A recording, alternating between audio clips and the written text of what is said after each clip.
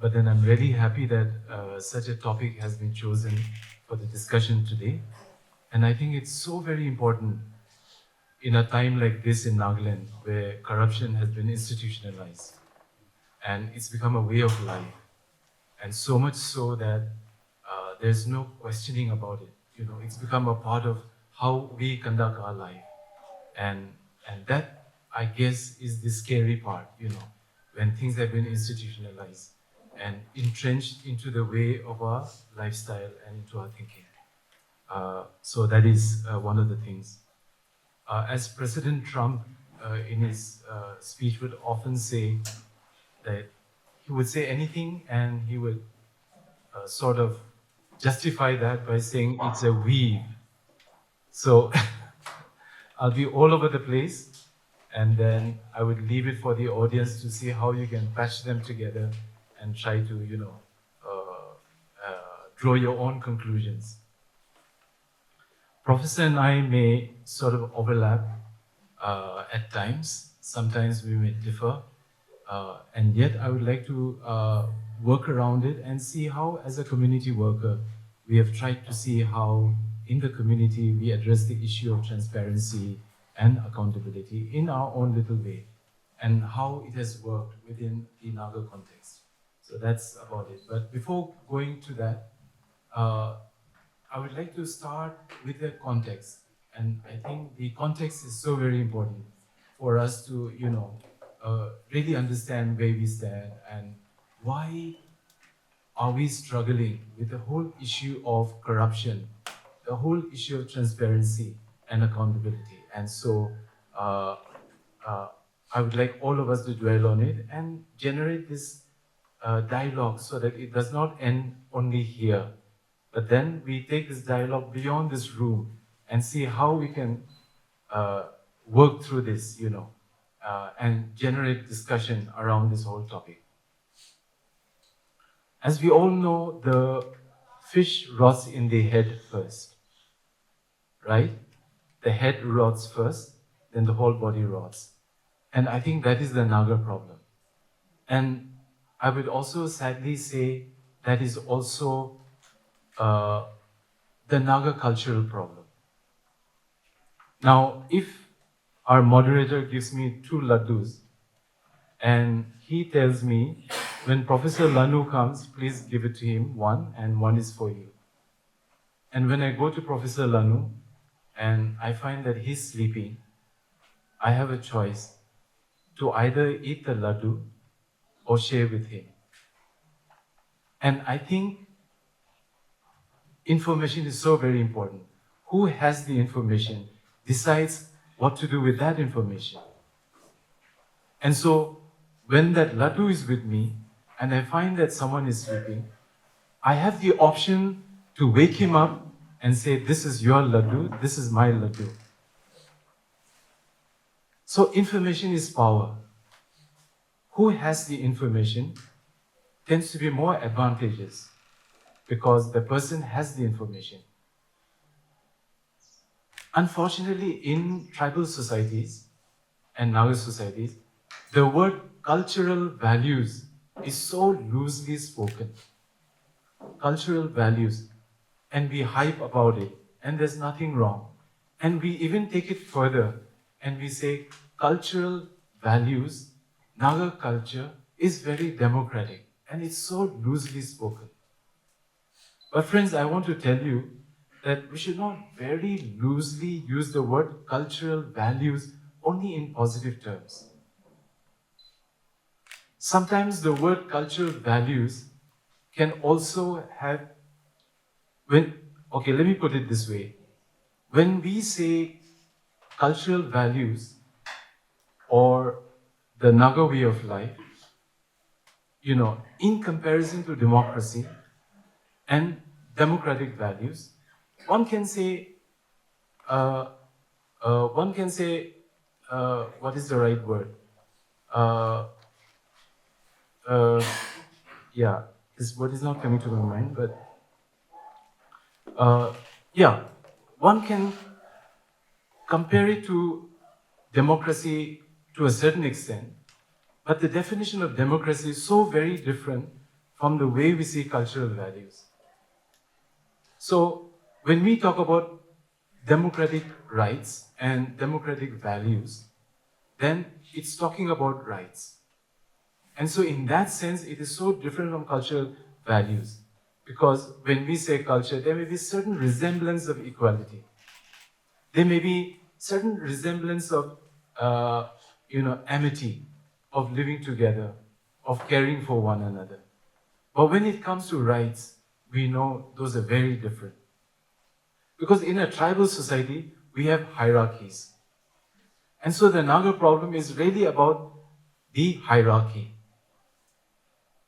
And when we look at our Naga traditional way of life, or homogeneous societies, or tribal societies, we begin to see that patriarchy is so very strong in such societies. And when patriarchy is so very strong, then the obvious thing is it tends to be imperialistic in its way of approach. It tends to be top-down. And so that is where the Naga dilemma really lies. And so when a clan member says black is white, I have to say, yes, it is white. Because my sense of security is coming from my tribal identity. And because my sense of security, my sense of being, my Chingmakness is coming from that idea of being a Chang, my culture, my way of thinking. When my elder says, pink is now the new blue, I have to say, yes, it is blue. When I know that it is pink. And so, I think our problem is really what happens at the top. And so, when we look at the way things are happening in our Naga society, it tends to, because it is very patriarchal, it tends to breed nepotism. Ghor manuhi sabo. The clan members come first, my villagers comes first. And it's shrouded in secrecy.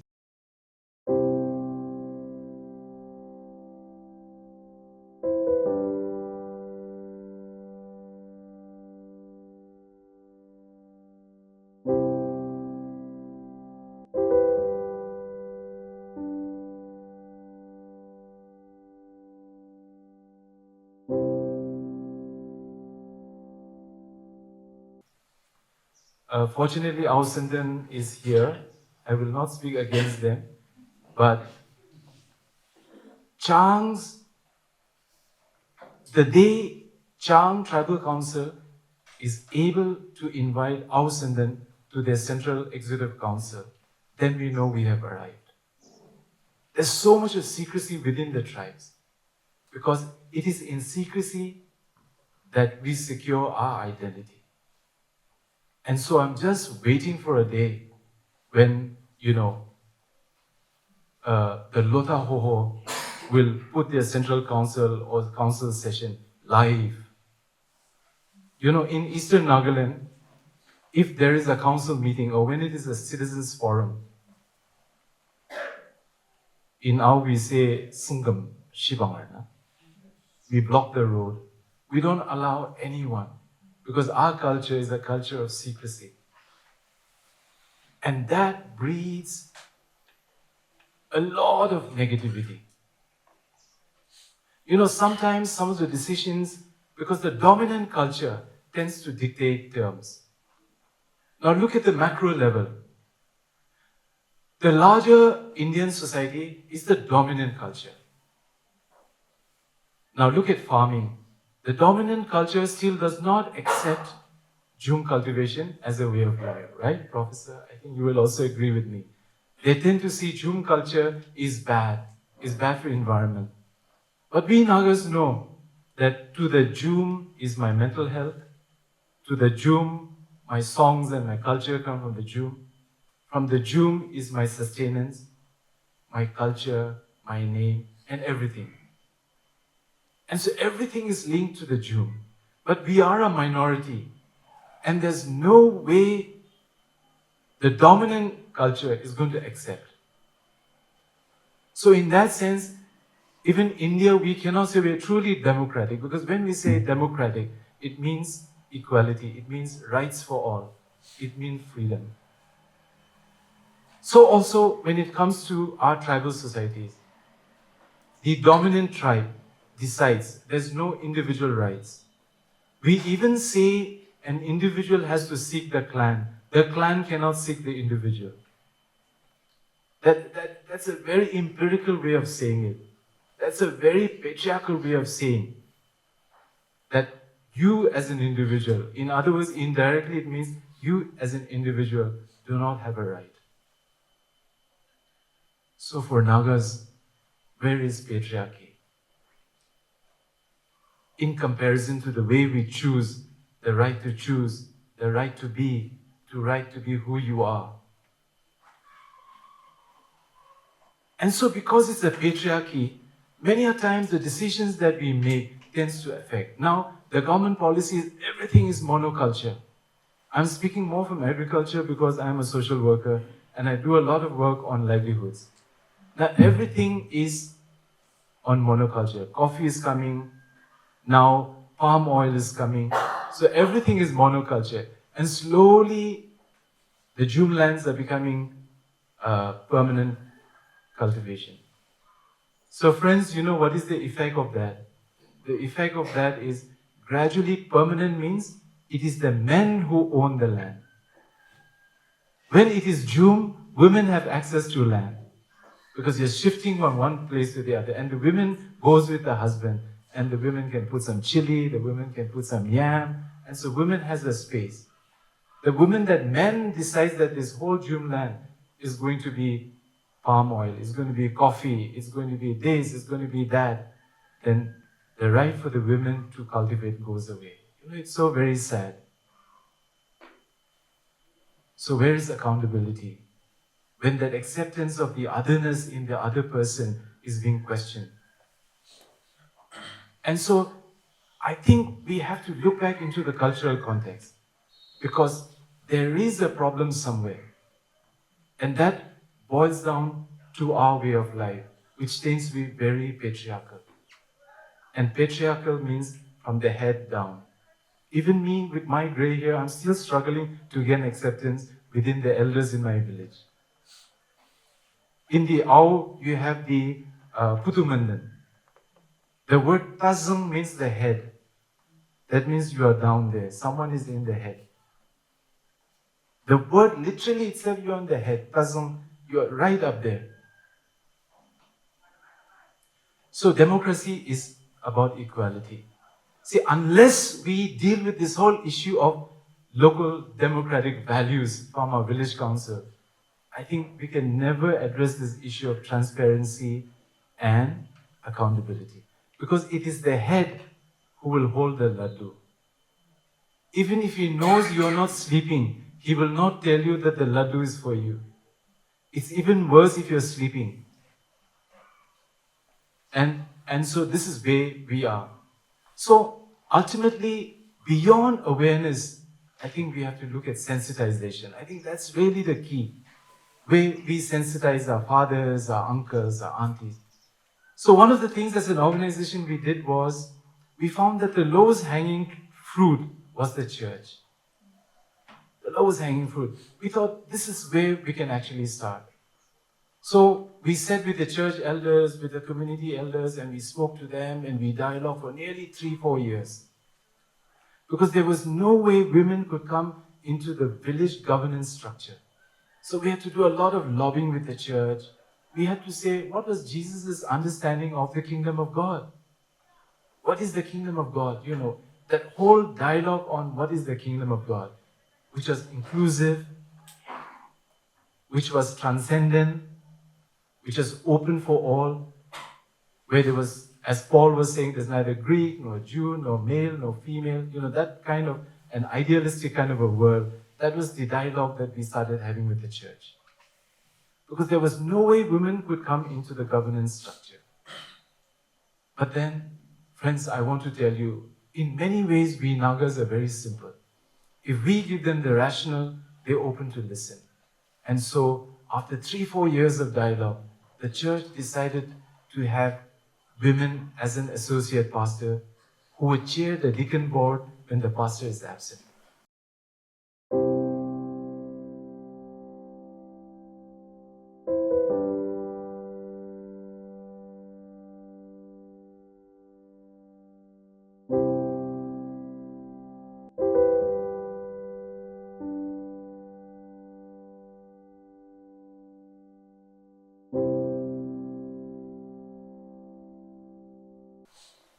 That in itself was a huge achievement. So I think it's really time for us to begin sensitizing, going back into our villages, going back into our councils and investing on them.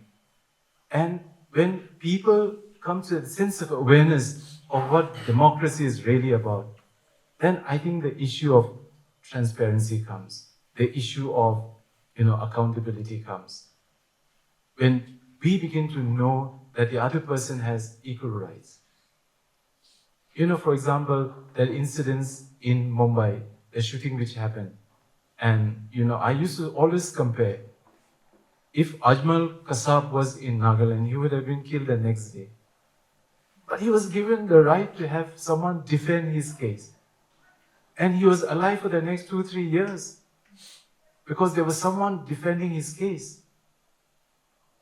Can we think of a society, a Naga society, where we look beyond our tribes, beyond our clan, so that my sense of identity does not come from the clan or from the tribe or from where I come from, but then comes from your own identity as equals within the society. One of the problems in Nagaland is that straight away from the top, they would say 30% Katirubo. I mean, that's already accepted. So 30%, in other words, it's legitimized for those who are at the bottom. It's only when the person on the top says, maybe 30% nakabo, apni anbi nakabo lage, then maybe some kind of fairness will be there. Some kind of development might happen. But that mata thing, shoulder, down to that, feet, comes within the Naga cultural way of looking at things. I'm not saying everything about the Naga way of life is bad, but I'm just saying when we say cultural values, we just have to take it with a pinch of salt so that it's not something which binds us. It's not something which controls us.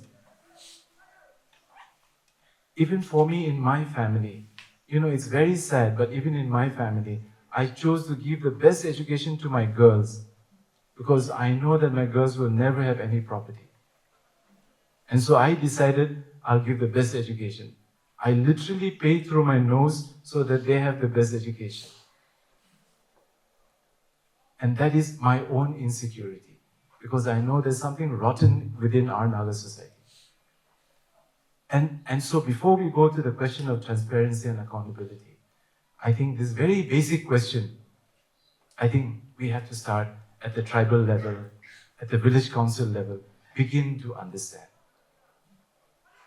In Nagaland, everybody wants to be the minister for education, for health, for road and bridges. Does any minister wants to be the minister in charge for GBs and DBs, Gombaras and Dobashis? I sometimes feel the minister for Gombaras and Dobashi is for Eastern Nagaland. They get that portfolio for GB. But if I were the chief minister, I will say, I will take Gombaras and DBs. Because the reform has to happen at the village council. The way we perceive the world has to happen with us. Why communitization is still not working? Because we have not invested in local democracy. People really have not really understood what is local democracy. People haven't really understood what is rights. Because rights is the tazung, the elders, the headmen, the yimpur, the person who came to the village first, the ang. So, I refuse to say our Naga culture is democratic. we cannot say it's democratic because there's no space for women, there's no space for young people, there's no space for children. And so my way of looking at this whole issue, the basic premise is we have to deal with the demon that's within us in the way we look at culture. And how do we work towards openness? And I think then your right to reign goes away. And you will begin to see that everyone is equal, that there has to be transparency, that there has to be accountability. And I think that begins with each one of us. And so with these words, I would like to end. Thank you.